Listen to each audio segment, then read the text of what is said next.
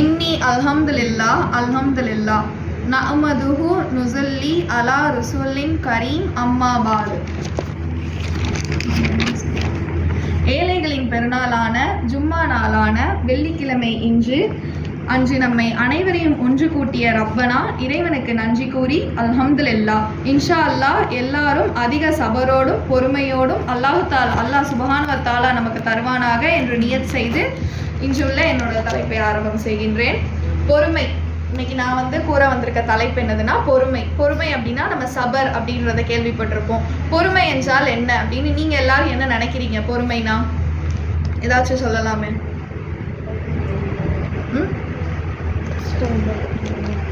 கஷ்டம் வந்தா பொறுமையா இருக்கிறது, இல்லைன்னா பொறுமை அப்படின்னா சொல்லுவாங்க யாராச்சும் அடிச்சா அதை வாங்கிட்டே இருக்கிறது, இல்ல அமைதி காக்குறது, இல்லைன்னா யாரோ நம்மள ஒருத்தவங்க யாரோ திட்டுறாங்க அப்படின்னா அவங்கள வெளிப்படையா திட்டாம மனசுலயே திட்டுறது. இந்த மாதிரி பொறுமை காக்குறோம், ஏதோ ஒரு விஷயத்துல நம்ம பொறுமை காக்கணும் அப்படின்றத ட்ரை பண்ணி பொறுமை காக்கிறது. இது மட்டும் பொறுமை இல்லை. ஒரு பொறுமை அப்படின்றத எப்படி சொல்லலாம் அப்படின்னா, ஒரு தென்னை மரம் இருக்கு அப்படின்னா அந்த தென்னை மரத்துல எப்ப காய்க்கும்?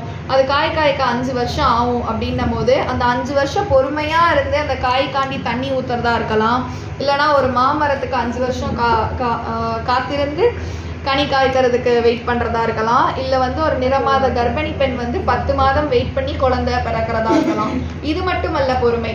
நமக்கு தெரியும் இந்த காலளவு வெயிட் பண்ணா நமக்கு இது பலன் கிடைக்கும், இந்த காலளவு வெயிட் பண்ணா நமக்கு 10 மாசம் வெயிட் பண்ணா குழந்தை வரும். இது எல்லாம் தெரிஞ்சு பொறுமை காக்கிறத விட ஒரு விஷயம் நமக்கு தெரியாது, இது நமக்கு கிடைக்குமா கிடைக்காதா, அல்லாஹ் இதை தருவானா தரமாட்டான்னு தெரியாமையும் நான் இதை முழுமையா நம்புறேன், எனக்கு அல்லாஹு தாலா தருவான், அல்லாஹு தாலா தராம வேற யார் எனக்கு தர முடியும் அப்படின்னு முழுமையா நம்பி அல்லாஹு தாலா இடத்துல பொறுமை காக்கிறதே பொறுமை அப்படின்னு சொல்லப்படுது. அல்லாஹ் நேசிக்கிறான். யாரை நேசிக்கிறான்னு தெரியுமா? அல்லாஹு தாலா பொறுமையாளர்களை நேசிக்கிறான். வல்லாஹு யுஹிபு ஷபரின். அல்லாஹ் நிச்சயமாக பொறுமையாளர்களே நேசிக்கிறான். அல்லாஹ் பொறுமையாளர்களை நேசித்தால் என்ன ஆகும்?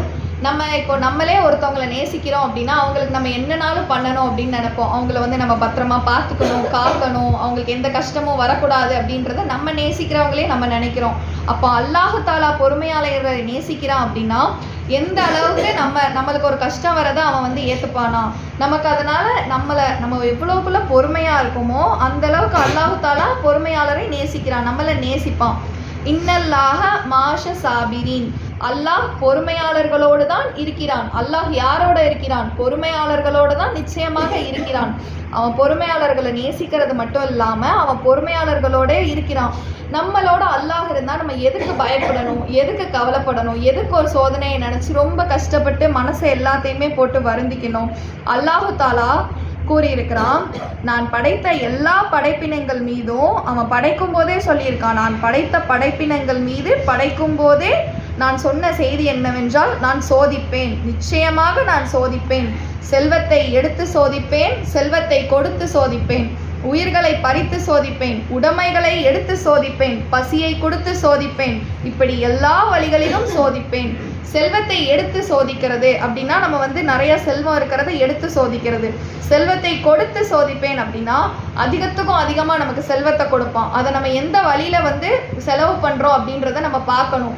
நம்ம கிட்ட முடிஞ்ச அளவு ஒரு 100 ரூபா இருக்கா, அதை நம்ம ஒரு 2 ரூபானாலும் ஜக்காத்தாக இருக்கட்டும், ஷதகாவா இருக்கட்டும், அல்ல ஒரு மதர்சாக்கா இருக்கட்டும், யாரோ ஒருத்தவங்களுக்கு நம்ம நல்வழியில அதிகத்துக்கும் அதிகமா கொடுக்கிற கைகளா இருக்கணும். வாங்குற கைகளை விட கொடுக்கிற கைகளே சிறந்ததுன்னு சொல்லுவாங்க. அந்த அளவுக்கு செல்வத்தை நம்ம அல்லாஹ் நமக்கு என்ன குறை வச்சிருக்கான்? அல்ஹம்துலில்லாஹ் எல்லா செல்வமும் அவன்கிட்ட இருந்து தான் வருது. அப்போ அவனோட வழியில அவன் சொன்ன வழியில நம்ம ஷதகாவும் ஜக்காத்தும் கொடுக்கணும். அல்லாஹ் இன்னொன்னு என்ன சொல்லியிருக்கான் அப்படின்னா, பொறுமையாளர்களுக்கு ஒரு செய்தி சொல்லுங்கள் அப்படின்னு முகமது நபியை சொல்லல. வா பஷீரன் சபரின். பஷீர் அப்படின்னாலே நற்செய்தி சொல்லுங்கள், பொறுமையாளர்களுக்கு நற்செய்தியை சொல்லுங்கள் நபியே என்று கூறியிருக்கிறான். நீங்க பொறுமையாளர்களுக்கு ஒரு செய்தி சொல்லுங்கன்னு சொல்லல, நற்செய்தியை சொல்லுங்கள் அப்படின்னு இருக்கான். அல்லதீன இதா அஷ்பத்தும் முஷீப, அல்லாஹ் நமக்கு பதிலளிப்பான். நமக்கு வந்து நம்மளோட கஷ்டத்தை வேதனையை எல்லாத்தையும் போய் ஒரு மனிதர்கள்ட்ட சொல்லி அவங்க கிட்ட அழுது அவங்க என்ன பண்ணுவாங்க, வேணா ஆறுதல் சொல்லுவாங்க. ஆறுதல் சொல்ல இடத்துல நம்ம சொல்லலாம். ஆனால் ஆறுதல் சொன்னாலும் நம்மளை பின்னாடி ஒரு வார்த்தை சொல்லிட்டாவோ இல்லை நம்மளை பற்றி வேற யார்ட்டையோ சொல்லிட்டாலோ நம்மளால தாங்கிக்க முடியாது. நம்ம எவ்வளோக்குள்ள முடியுமோ அல்லாஹ் இடத்துல நம்ம முறையிடணும். அல்லாஹ் நமக்கு பதிலளிப்பான். நீங்கள் வந்து என்னைக்கு அல்லாஹ் இடத்துல போய் முறையிட ஆரம்பிக்கிறோமோ நமக்கே தெரியும் அல்லாஹ் தாலா நமக்கு பதிலளிக்கிறத நம்மளால ரொம்பவே பார்க்க முடியும். நமக்கு ஏதாச்சும் ஒரு சோதனை ஏற்பட்டா இன்னா லில்லாஹ், நாங்கள் அல்லாஹ்வை சார்ந்தவர்களாக இருக்கிறோம், இன்னா இலைஹி ராஜிஊன், அவனிடத்திலே நாங்கள் செல்லக்கூடியவர்களாக இருக்கிறோம். இன்னா லில்லாஹி வ இன்னா இலைஹி ராஜிஊன். இது வந்து நம்ம யாராச்சும் வஃபாத் ஆயிட்டாங்க, மௌத் ஆயிட்டாங்க, இறந்துட்டாங்கன்னா மட்டும்தான் நம்ம இந்த துவா சொல்றோம். இந்த துவா வந்து இல்லைன்னா ஏதாச்சும் காணும், பொருள் காணும்னா சொல்றோம்.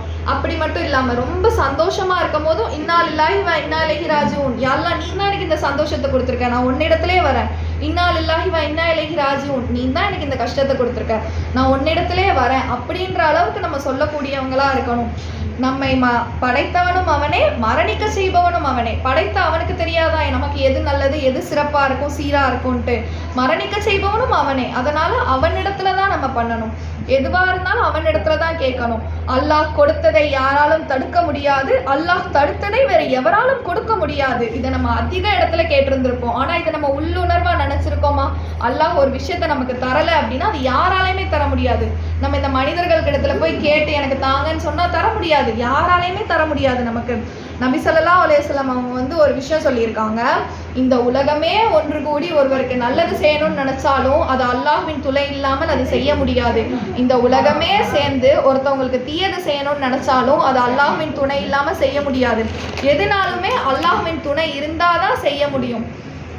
புத்தகம் மூடப்பட்டு விட்டது, பேனாக்கள் உயர்த்தப்பட்டு விட்டது அப்படின்னா என்னது? அல்லாஹ் தாலா நம்ம பிறக்கிறதுக்கு முன்னாடியே விதிகளை எழுதிட்டான். நம்ம விதிபடி இப்படிதான் நமக்கு அல்லாஹ் தாலா எழுதிட்டான். நம்ம விதிகளை எப்படி மாற்ற முடியும்? துவாக்கள் மூலமா நம்மளால மாற்ற முடியும்.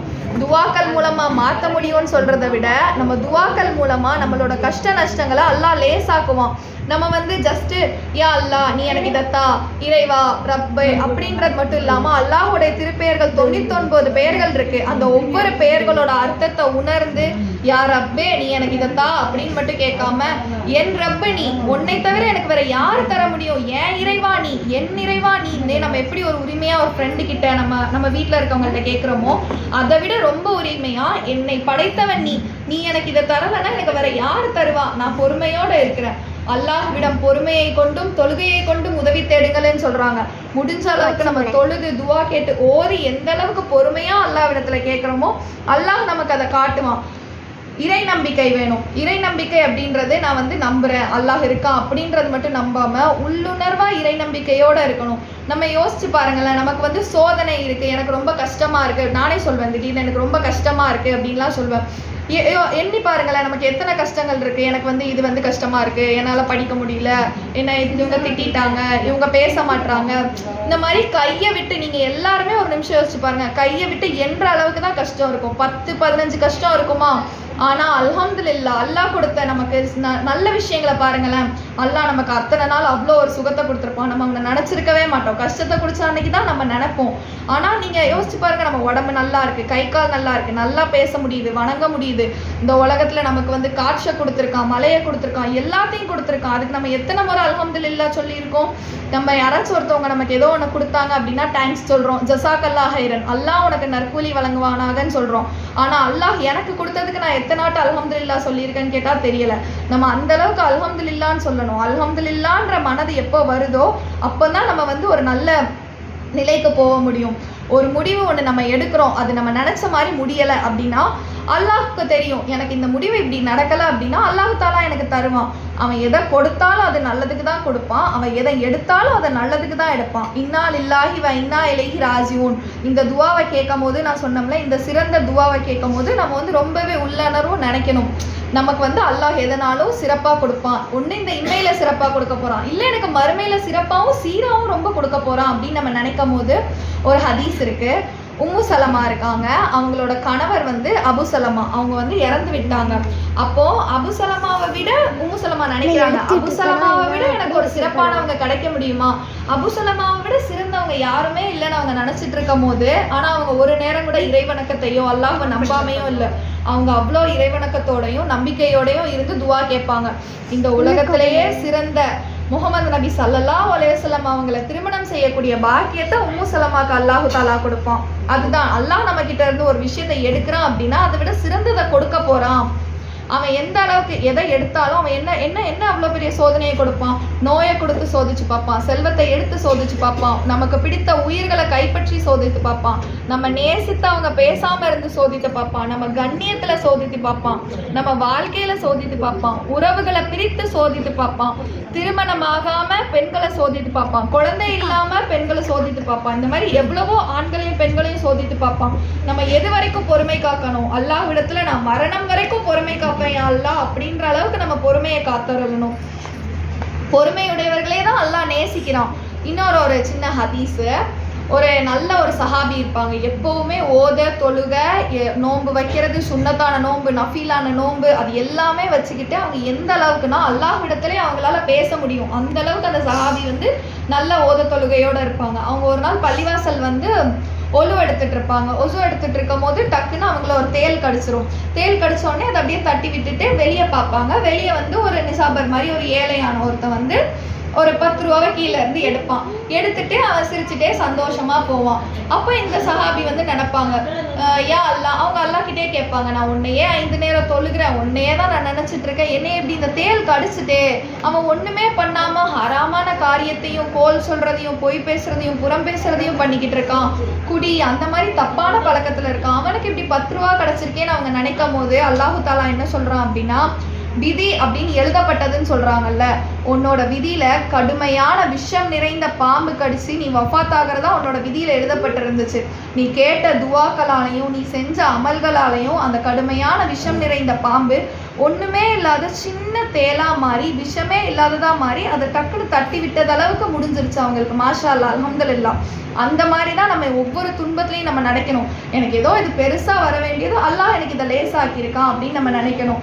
அதை மாதிரி அந்த வெளியே ஒருத்தனுக்கு 10 ரூபா கிடைச்சதுன்னு சொன்ன தெரியுமா, அவனோட விதியில அவன் எந்த ஒரு உழைப்பும் இல்லாம அவன் அல்லாஹ் சொல்ல வழியில நேர் வழியில சதக்கா செஞ்சு ஜக்காத் செஞ்சு கொடுக்குற கைகளா அவன் இருந்திருந்தான் அப்படின்னா ஒரு உழைப்புமே இல்லாம அவனுக்கு லட்சமும் கோடியும் அவனுக்கு கிடைக்கிறதா அவன் வாழ்வுல எழுதியிருந்துச்சு. ஆனா அவன் செஞ்ச தீய அமல்கள்னாலையும் அவன் செஞ்ச ஹராமான வேலைகள்னாலையும் அந்த இது வந்து அந்த லட்சம் கோடி ரூபா குறைஞ்சி 10 ரூபாவாயிருச்சு. ஆனா இதுலயும் நம்ம யோசிச்சு பார்த்தா அல்லாஹ் அவனுக்கு தராம இருக்கல, 10 ரூபானாலும் அல்லாஹ் அவனுக்கு தந்திருக்கான். நம்ம என்ன தப்பு செஞ்சாலும் அல்லாஹ் நம்மளை ஒருபோதும் கைவிட மாட்டான். அல்ஹம்துலில்லாஹ்.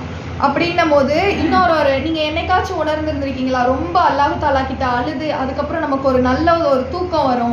அந்த தூக்கத்தை எப்படி நமக்கு வரும்னா அல்லாஹ் வந்து சொல்லுவான், என் அடியான் இவ்வளோ நேரம் அழுதுருந்துருக்கான், அவனுக்கு கொஞ்ச நேரம் தூங்கட்டும் அப்படின்னும் போது நமக்கு ராக்கத்தான தூக்கத்தையும் அல்லாஹ் தாலா தான் கொடுக்குறான். எத்தனையோ பேர் வந்து தூங்க முடியாம அவ்வளோ கஷ்டப்படுறாங்க. அல்ஹம்துலில்லாஹ், நம்ம படுத்தா தூக்கம் வருது, மாஷா அல்லாஹ். அதையே நினைச்சு நம்ம ரொம்ப சந்தோஷப்படணும். இதை மாதிரி தான் ஒரு தடவை ரசூலுல்லாஹ் வந்து மதீனால ஹிஜ்ரத் செஞ்சுட்டு இருப்பாங்க. ஹிஜ்ரத் செஞ்சுட்டு இருக்கும் போது ஒரு தாய் இருப்பாங்க, அவங்க குழந்தைய வந்து காணாம போயிடும். அவங்களும் அழுது அழுது அழுது தேடிக்கிட்டே இருப்பாங்க, குழந்தை எங்க போச்சுன்னு தேடி தேடி அழுதுகிட்டே இருக்கும் போது 1 வாரம் கழிச்சு அந்த குழந்தை கிடைச்சிரும்.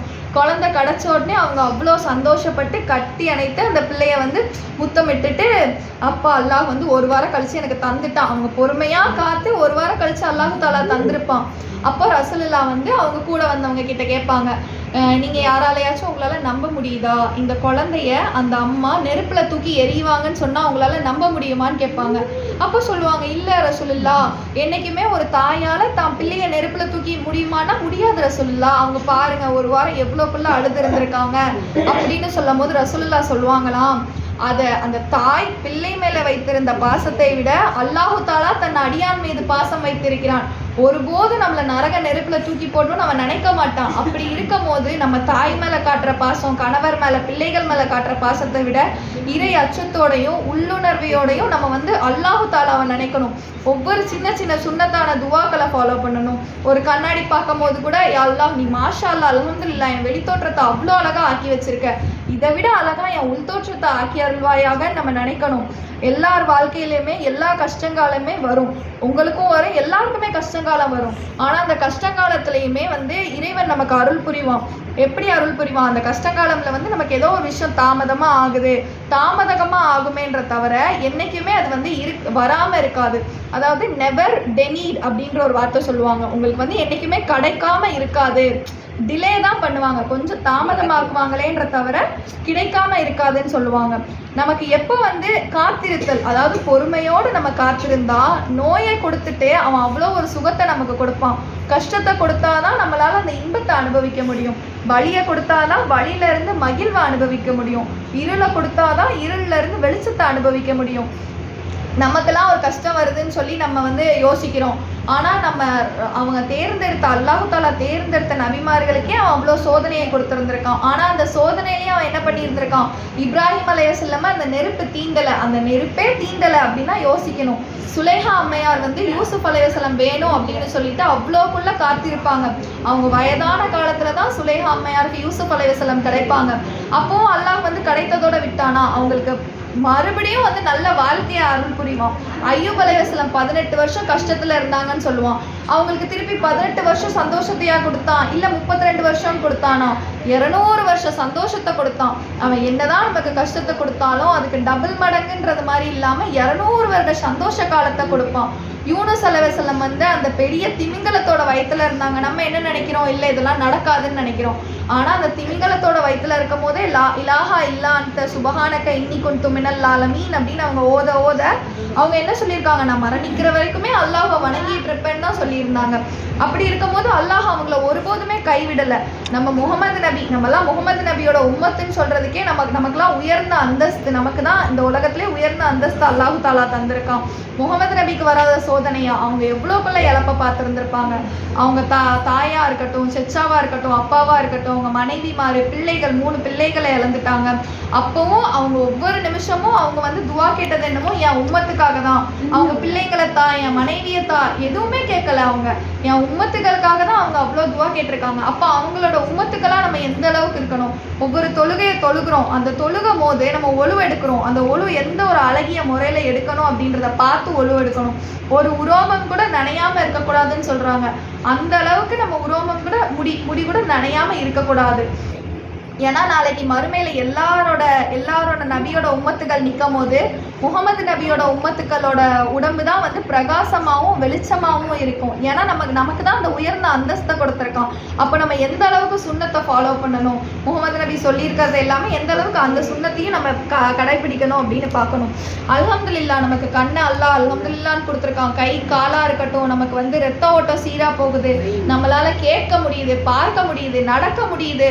அல்லாஹ் தாலா படைச்சது எல்லாத்தையுமே நம்ம அனுபவிக்க முடியுமா? நம்மளால எல்லாமே அனுபவிக்க முடியுது. அது எல்லாத்துக்குமே நம்ம அல்ஹம்துலில்லாஹ்னு சொல்லணும்.